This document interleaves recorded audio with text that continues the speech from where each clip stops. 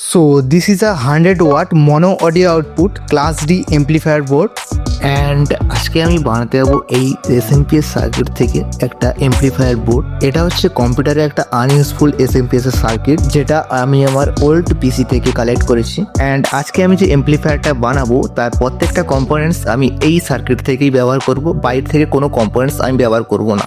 And দেখবো যে এই এমপ্লিফায়ার সার্কিটটি এই ক্লাস ডি এমপ্লিফায়ারটিকে টক্কর দিতে পারে না। Now here you can see the SMPS circuit and এখান থেকে আমাদের যে সকল কম্পোনেন্টসগুলি নিতে হবে সেগুলো হচ্ছে এই দুটো ট্রানজিস্টার অ্যান্ড এর সঙ্গে লাগানো এই পুরো হিট সিঙ্কটাকে, অ্যান্ড এগুলোকে খুবই কেয়ারফুলভাবে ডিসোল্ডারিং করে নিতে হবে। And now the second components we need is this capacitor. আর ক্যাপাসিটারটি আমাদের হেল্প করবে এমপ্লিফায়ারের অডিও ফিল্টার করার জন্য, যাতে আমরা শার্প অডিও এবং ক্লিয়ার অডিও প্রডিউস করতে পারি। And the third components we need this resistors. আর এটা হচ্ছে 1 কিলো ওহমের রেজিস্টার, যেটা আমি দুটো ব্যবহার করব। অ্যান্ড নাও আমাদের এই সার্কিটটি আর কোনো প্রয়োজন নেই। আর এখানে তোমরা দেখতে পাচ্ছ সেই সকল কম্পোনেন্টসগুলি যেগুলি আমাদের এই সার্কিট থেকে প্রয়োজন হবে। সো মেনলি এই সকল কম্পোনেন্টসগুলি হলেই আমাদের অ্যাম্প্লিফায়ার হয়ে যাবে। ফার্স্ট যেটা আমাদের করতে হবে সেটা হচ্ছে এই মসফেটের প্রত্যেকটা পিন সেকেন্ড মসফেটের প্রত্যেকটা পিনের সঙ্গে প্যারালালি কানেকশন করতে হবে। অ্যান্ড দ্য নেক্সট স্টেপ আমাদের যে কাজটা করতে হবে সেটা হচ্ছে এই 1 কিলো ওহমের রেজিস্টারগুলিকে আমাদের মসফেটের ড্রেন আর গ্রেড পিনের সঙ্গে সোল্ডারিং করে দিতে হবে। অ্যান্ড দ্য ফাইনাল স্টেপ আমাদের ক্যাপাসিটরের পজিটিভ পিনটাকে মসফেটের গেট পিনের সঙ্গে সোল্ডারিং করে নিতে হবে। অ্যান্ড ফাইনালি আমাদের এমপ্লিফায়ার সার্কিটটি কমপ্লিটভাবে বিল্ড হয়ে গেছে।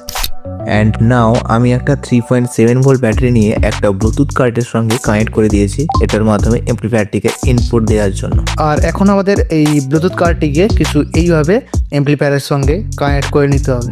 সো এখন আমরা অডিও আউটপুটটাকে টেস্ট করার জন্য এই সাবউফারটিকে ব্যবহার করব। এটা হচ্ছে একটা 4 ওহমের 20 ওয়াটের একটা সাবউফার। আর এখন আমরা এমপ্লিফায়ারের সঙ্গে স্পিকারটিকে কানেক্ট করব। And here you can see আমি স্পিকারের একটা টার্মিনালকে মসফেটের ড্রেন পিনের সঙ্গে কানেক্ট করে দিয়েছি। আর এখন আমি স্পিকারটিতে ইনপুট ভোল্টেজ দেওয়ার জন্য ব্যবহার করব এই 19 ভোল্টের অ্যাডাপ্টারের পাওয়ার সোর্সটি। এখানে তোমরা দেখতে পাচ্ছ আমি ব্লুটুথ কার্ডটিকে অলরেডি মোবাইলের সঙ্গে কানেক্ট করে নিয়েছি। আর এখন আমরা পাওয়ার কানেক্ট করব এমপ্লিফায়ারের সঙ্গে।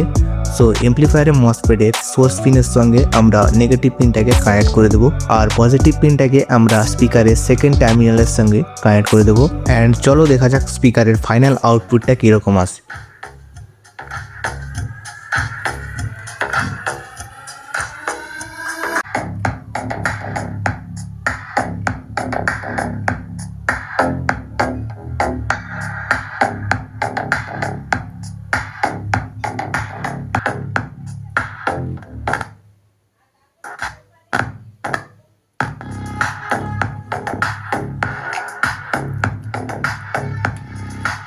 তো এরপর আমি তোমাদের টেস্ট করে দেখাবো এই 100 ওয়াট মনো আউটপুট এমপ্লিফায়ারটিকে।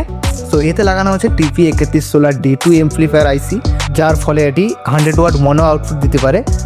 আমার খেয়াল থেকে এটি একটি ভালো এমপ্লিফায়ার বোর্ড, কিন্তু এর আউটপুটটা আমরা চেক করে নেব এখনই। সো এখানে তোমরা দেখতে পাচ্ছ আমি এখানে কানেকশান কমপ্লিট করে নিয়েছি। এটাতেও 19 ভোল্টের অ্যাডাপ্টার দিয়ে আমি পাওয়ার দিচ্ছি। সো চলো দেখা যাক এটার আউটপুট কীভাবে আসে।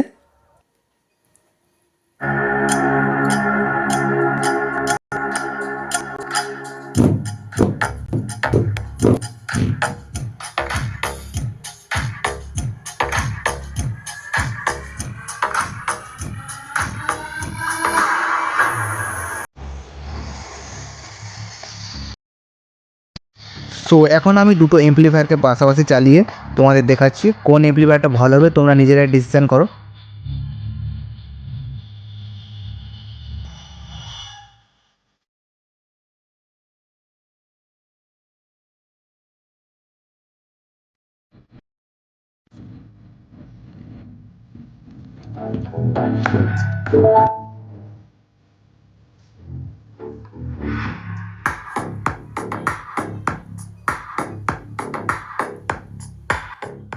আমার খেয়াল থেকে মনে হচ্ছে যে আমার বানানো এই এমপ্লিফায়ার বোর্ডটি খুবই হাই ফ্রিকোয়েন্সির আউটপুট দিচ্ছে, যাতে এতে তত লো ফ্রিকোয়েন্সি পাওয়া যাচ্ছে না। কিন্তু এই যে ক্লাস ডি এমপ্লিফায়ারটা আছে এতে হাই ফ্রিকোয়েন্সি সহ লো ফ্রিকোয়েন্সি খুবই ভালোভাবে ম্যানেজ করছে। কিন্তু সেই হিসেব থেকে দেখতে গেলে এই অ্যাম্প্লিফায়ারটা কিন্তু হোমমেড হিসেবে খুবই ভালো হতে পারে। আর যারা বাড়িতে এটি ট্রাই করে দেখতে চাও তারা অবশ্যই আমাকে কমেন্টে জানাতে ভুলবে না। Okay bye, see you in the next video.